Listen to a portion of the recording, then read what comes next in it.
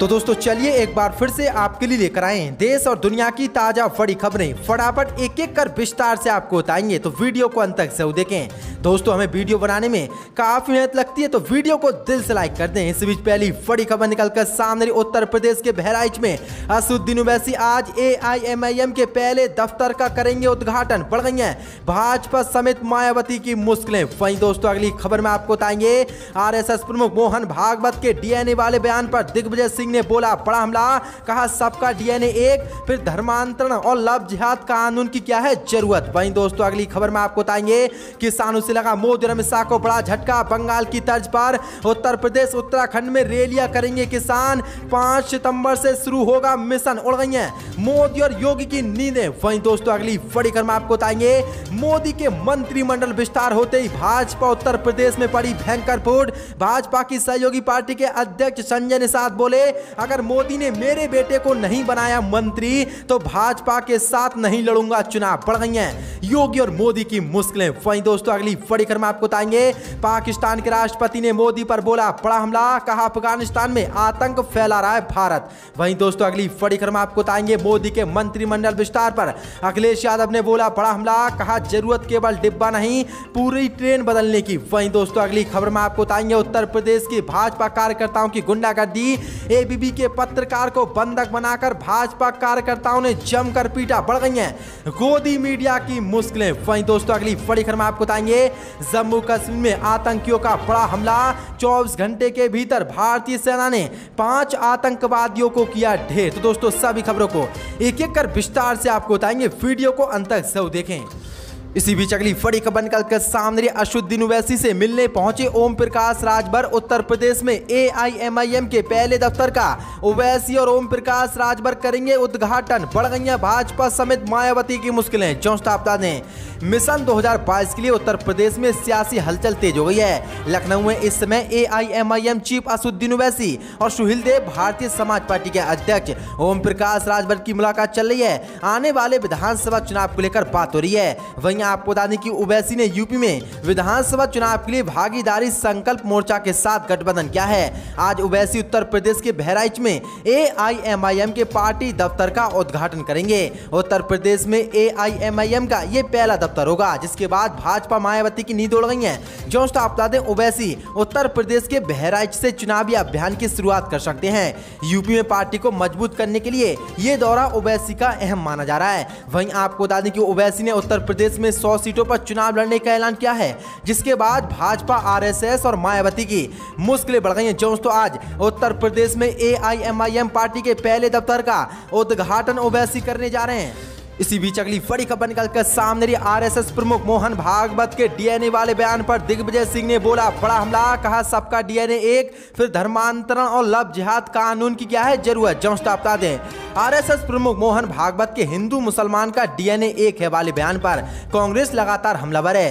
कांग्रेस के सीनियर नेता दिग्विजय सिंह ने एक बार फिर से मोहन भागवत के बयान पर उनको आड़े हाथ लिया है। सीहोर पहुंचे कांग्रेस नेता ने यहां तक कह दिया कि फिर तो मोहन भागवत और ओवैसी का DNA एक ही है। जो आप बता दें मध्य प्रदेश के पूर्व CM दिग्विजय सिंह ने तंज कसते हुए कहा कि जब हिंदू मुसलमान का DNA एक है तो फिर भारत में लव जिहाद कानून की क्या जरूरत है। उन्होंने कहा कि DNA सबका एक है तो धर्मांतरण कानून की भी कोई जरूरत नहीं होनी चाहिए। इस तरह तो संघ प्रमुख मोहन भागवत और ओवैसी का DNA भी एक हुआ। जो आप बता दें दिग्विजय सिंह ने कहा कि संघ प्रमुख मोहन भागवत कह रहे हैं कि हिंदू मुसलमान अलग नहीं है, सभी भारतीयों का DNA एक है। अगर मोहन भागवत इन विचारों का पालन अपने शिष्य से करवाएं तो वह उनके प्रशंसक बन जाएंगे। दिग्विजय सिंह ने तंज कसते हुए कहा कि संघ ने हिंदू मुसलमानों के बीच में इतनी नफरत भर दी है कि उसे दूर करना आसान नहीं है। जो तो बड़ा हमला DNA वाले बयान पर दिग्विजय सिंह ने RSS प्रमुख मोहन भागवत पर बोला है। इसी बीच अगली बड़ी खबर निकलकर सामने किसानों ने मोदी और अमित शाह के खिलाफ खोला मोर्चा। बंगाल की तर्ज पर उत्तर प्रदेश उत्तराखंड में भी रैलियां करेंगे किसान। 5 सितंबर से शुरू होगा मिशन। उड़ गई हैं मोदी और अमित शाह की नींदें। जो बता दें बीते साल से कृषि कानून के खिलाफ प्रदर्शन कर रहे किसान संगठनों ने अब बंगाल की तर्ज पर उत्तर प्रदेश और उत्तराखंड में भी रैलियां करने की योजना बनाई है। इन दोनों ही राज्य में विधानसभा चुनाव होने वाले हैं। ऐसे में किसान संगठन मुजफ्फरनगर से BJP के खिलाफ अपना ये आंदोलन शुरू करेंगे, जिसके बाद मोदी और अमित शाह की नींदें उड़ गई हैं। इस दौरान सभी किसान संगठनों के नेता विरोध प्रदर्शन को संबोधित करेंगे। ये आंदोलन 5 सितंबर से शुरू होगा। भारतीय किसान यूनियन के नेता राकेश टिकैत ने कहा कि सरकार हमारी बात नहीं सुन रही है, चुनाव अभी भी दूर हैं और हम अपने आंदोलन को तेज करेंगे। वोट को लेकर फैसला आखिर में किया जाएगा। फिलहाल हम 5 सितंबर के आयोजन की तैयारी कर रहे हैं और भाजपा के खिलाफ उत्तर प्रदेश और उत्तराखंड में लोगों से वोट न देने की अपील करेंगे। जिसके बाद मोदी और अमित शाह की मुश्किलें बढ़ गई। दोस्तों, यूपी चुनाव और उत्तराखंड चुनाव को लेकर किसानों ने फिर एक बार मोर्चा खोल दिया है और बंगाल की तर्ज पर अब उत्तराखंड और उत्तर प्रदेश में खेला करने की तैयारी में है किसान। जिसके बाद मोदी और अमित शाह की नींदें उड़ गई हैं। इसी बीच अगली बड़ी खबर निकलकर सामने, मोदी के मंत्रिमंडल विस्तार होते ही यूपी भाजपा में पड़ी भयंकर फूट। भाजपा की सहयोगी पार्टी के अध्यक्ष संजय निषाद बोले, अगर मेरे बेटे को मोदी ने नहीं बनाया मंत्री तो उत्तर प्रदेश में भाजपा के साथ नहीं लड़ूंगा। चुनाव बढ़ गई हैं मोदी और अमित शाह की मुश्किलें। चौथा बता दें, प्रधानमंत्री मोदी ने कल अपने दूसरे कार्यकाल का पहला मंत्रिमंडल विस्तार कर दिया। इस मंत्रिमंडल में यूपी से अपना दल की अनुप्रिया पटेल समेत 36 नए चेहरों को शामिल किया गया। लेकिन मंत्रिमंडल विस्तार में शामिल नहीं कराए जाने को लेकर अब बीजेपी की सहयोगी पार्टी नाराजगी जाहिर करने लगी है। इस क्रम में भाजपा की सहयोगी पार्टी निषाद पार्टी के चीफ संजय निषाद ने बेटे प्रवीण को मंत्री नहीं बनाए जाने को लेकर मोदी और अमित शाह को चेतावनी दी है। संजय निषाद ने कहा कि अगर अपना दल की अनुप्रिया पटेल को मंत्रिमंडल में जगह मिल सकती है तो सांसद प्रवीण निषाद को क्यों नहीं। निषाद समुदाय के लोग पहले से ही भाजपा को छोड़ रहे हैं। अगर पार्टी अपनी गलतियों में सुधार नहीं करती है तो उसे आने वाले उत्तर प्रदेश के विधानसभा चुनाव में परिणाम भुगतने होंगे। उन्होंने कहा कि अगर मेरे बेटे को मोदी ने मंत्री नहीं बनाया तो आने वाले उत्तर प्रदेश के विधानसभा चुनाव में हम भाजपा के साथ गठबंधन करके चुनाव नहीं लड़ेंगे। जो तो बड़ा झटका मोदी के मंत्रिमंडल विस्तार होते ही उत्तर प्रदेश से भाजपा को लगने वाला है। बीजेपी की सहयोगी पार्टी ने ही चेतावनी दे दी है और कहा है, अगर भाजपा ने मेरे बेटे को मंत्री नहीं बनाया तो मैं आने वाले उत्तर प्रदेश के विधानसभा चुनाव में भाजपा से गठबंधन तोड़कर अलग चुनाव लड़ूंगा। जिसके बाद योगी की मुश्किलें बढ़ गई हैं। इसी बीच अगली बड़ी खबर निकलकर सामने, पाकिस्तान के राष्ट्रपति ने एक बार फिर से मोदी पर बोला बड़ा हमला। कहा, अफगानिस्तान में आतंक फैला रहा है भारत। चौथा बता दें, पाकिस्तान के राष्ट्रपति आरिफ अलवी ने एक बार फिर से भारत को लेकर बड़ा बयान दिया है। अलवी ने भारत पर अफगानिस्तान की जमीन का इस्तेमाल करके पाकिस्तान के विरुद्ध युद्ध में शामिल होने और आतंकवाद का समर्थन करने का आरोप लगाया।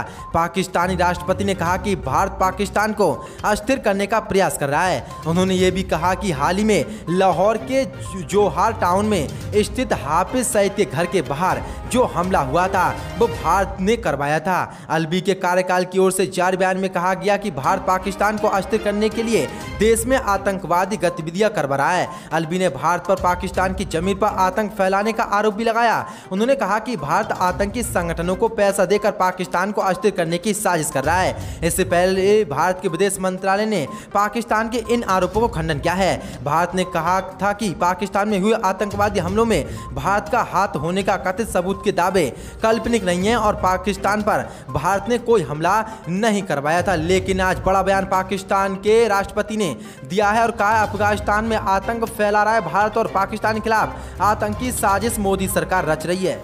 इसी बीच अगली बड़ी खबर निकलकर सामने, मोदी के मंत्रिमंडल विस्तार पर अखिलेश यादव ने बोला बड़ा हमला। कहा, जरूरत केवल डिब्बे नहीं पूरी ट्रेन को बदलने की है। चौथा बता दें, मोदी मंत्रिमंडल विस्तार में नए मंत्रियों को जहां लोगों ने बधाई संदेश आ रहे हैं, वहीं दूसरी तरफ विपक्ष ने तीखे बाड़ों की वर्षा शुरू कर दी है। इसी कड़ी में समाजवादी पार्टी के अध्यक्ष अखिलेश यादव ने मंत्रिमंडल विस्तार पर तंज कसा है। उन्होंने कहा कि इतनी बड़ी संख्या में मंत्री या मंत्रालय बदलने से भाजपा सरकार ने खुद स्वीकार कर लिया है कि वो हर क्षेत्र में नाकाम रही। जरूरत केवल डिब्बे नहीं पूरी ट्रेन को बदलने की है। भाजपा सरकार चलाने का नैतिक अधिकार खो दिया है। देश में प्रदेश में बदलाव की लहर है और हम अपनी सरकार बनाएंगे। और भाजपा पर हमला बोलते हुए अखिलेश यादव ने कहा कि मोदी को केवल डिब्बे बदलने की जरूरत नहीं है बल्कि पूरी ट्रेन को बदलने की जरूरत है। दोस्तों, बड़ा हमला मंत्रिमंडल विस्तार पर अखिलेश यादव ने बोला है। इसी बीच अगली बड़ी खबर निकलकर सामने, उत्तर प्रदेश में बीजेपी कार्यकर्ताओं की गुंडागर्दी। एबीपी न्यूज के पत्रकार को बंधक बनाकर पीटा, कैमरा भी छीना। बढ़ गई हैं गोदी मीडिया की मुश्किलें। चौथा बता दें, यूपी के कन्नौज जिले में बीजेपी कार्यकर्ताओं की गुंडाई देखने को मिली है। बीजेपी के कार्यकर्ताओं ने एबीपी न्यूज के पत्रकार के साथ बदसलूकी की है। बीजेपी के कार्यकर्ताओं ने एबीपी के पत्रकार को पहले बंधक बनाया और फिर उनके साथ मारपीट की। इतना ही नहीं, कार्यकर्ताओं ने पत्रकार का कैमरा भी छीन लिया है। पत्रकार नित्य मिश्रा पर ये हमला उस वक्त हुआ जब सौरिक विकास खंड में ब्लॉक प्रमुख चुनाव की कवरेज कर रहे थे। हैरानी की बात तो ये है, सब पुलिस के सामने हुआ। पुलिस ने सब मूर्ख दर्शक बनकर देखती रही। पत्रकार ने बताया कि बीजेपी कार्यकर्ताओं ने उनकी आईडी भी तोड़ दी है। पत्रकार नेत्र मिश्रा ने बताया कि बीजेपी के जिला अध्यक्ष भी वहां मौजूद रहे, मगर किसी ने हमें नहीं बचाया और जमकर बीजेपी कार्यकर्ताओं ने गोदी मीडिया पत्रकार एबीपी न्यूज के पत्रकारों को जमकर बांधकर पीटा है, जिसके बाद गोदी मीडिया ने अब भाजपा के खिलाफ ही मोर्चा खोल दिया। दोस्तों, किस तरह से उत्तर प्रदेश की भाजपा सरकार गुंडागर्दी कर रही है और एबीपी न्यूज के पत्रकारों को जमकर पीट रही है। इसी बीच अगली बड़ी खबर निकल कर सामने, जम्मू कश्मीर में आतंकियों का बड़ा हमला। 24 घंटे के भीतर भारतीय सेना ने 5 आतंकवादियों को किया ढेर। जो बता दें, जम्मू कश्मीर के पुलवामा तथा गुलगाम जिले में सुरक्षा बलों के साथ मुठभेड़ में 5 आतंकवादी मारे गए। पिछले 24 घंटों के दौरान केंद्र शासित प्रदेश में हिजबुल मुजाहिदीन के शीर्ष कमांडर सहित 5 आतंकवादियों को भारतीय सेना ने मार गिराया है।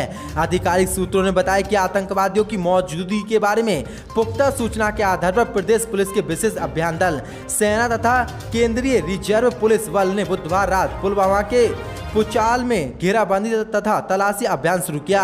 सूत्रों के मुताबिक सुरक्षा बलों के जवान एक विशेष क्षेत्र की ओर बढ़ रहे थे तो वहां छुपे हुए आतंकवादियों स्वचालित हथियारों से गोलीबारी शुरू कर दी। सूत्रों ने इसके बाद सुरक्षा बलों ने जवाबी कार्रवाई की तथा मुठभेड़ शुरू कर दी। सूत्रों ने बताया कि आज तड़के मुठभेड़ में 2 आतंकवादी मारे गए हैं। अंतिम सूचना मिलने तक मुठभेड़ जारी थी। वहीं प्रदेश पुलिस के विशेष अभियान दल, राष्ट्रीय राइफल तथा सीआरपीएफ के संयुक्त तलाश अभियान के दौरान कुलगाम के जोरदार क्षेत्र में सुरक्षा बलों तथा आतंकवादियों के बीच वीरवार को तड़के मुठभेड़ हुई। इसमें भी 2 आतंकवादियों को मार गिराया है। दोस्तों, किस तरह से जैसे ही मोदी सरकार ने जम्मू कश्मीर में नेताओं के साथ बैठक की है, उसके बाद लगातार जम्मू कश्मीर में आतंकी हमले हो रहे हैं, जिसी को लेकर आज बड़ा हमला आतंकियों ने जम्मू कश्मीर में किया था। लेकिन सुरक्षा बलों ने पूरे हमले को रोकते हुए 24 घंटे में 5 आतंकवादियों को मार गिराया है।